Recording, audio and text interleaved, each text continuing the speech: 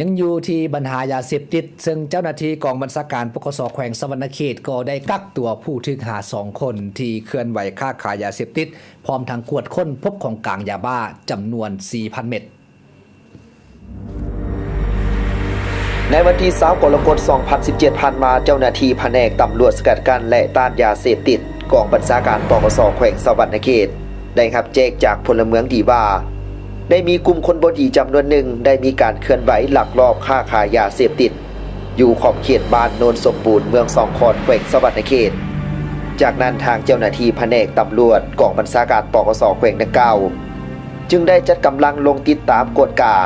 การเคลื่อนไหวของพวกกลุ่มคนบ่ดีเห็นว่ามีมูลความจริงแท้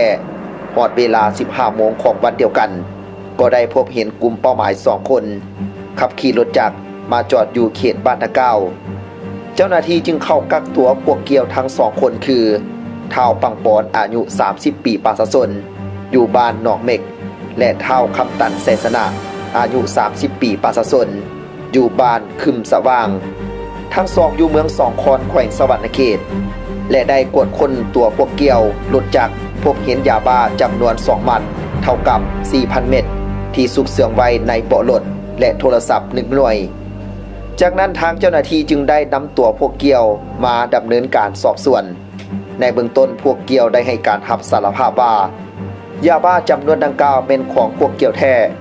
ซื้อมาจากพวกร่วมขบวนการนำกันเพื่อจะนำมาขายต่อให้แก่ชาวนุ่มทั่วไปภายในเมืองสองคอนและพวกเกี่ยวยังได้ให้การรับสารภาพตื่มอีกว่าพวกเกี่ยวได้ร่วมกันเคลื่อนไหวลักลอบค้าขายยาเสพติดมาแล้วหลายครั้งและครั้งสุดท้ายในวันที่20กรกฎาคม 2017 จึงถูกเจ้าหน้าที่จับตัวมาดำเนินคดี ปัจจุบันนี้คดีดังกล่าว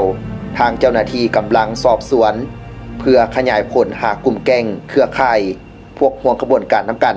เพื่อนำตัวมาลงโทษตามระเบียบกฎหมายฉะนั้นต่อกับปัญหายาเสพติดขอฝากมายังบรรดาพ่อแม่ประชาชนทุกสันคนที่ดำรงชีวิตอยู่ในสาธารณรัฐประชาธิปไตยประชาชนลาวจงได้ช่วยกันเป็นหูเป็นตาช่วยเจ้าหน้าที่ถ้าพบเห็นบุคคลหรือกลุ่มคนที่มีการเคลื่อนไหวที่ขัดต่อระเบียบกฎหมายโดยเฉพาะแม้นปัญหาของยาเสพติด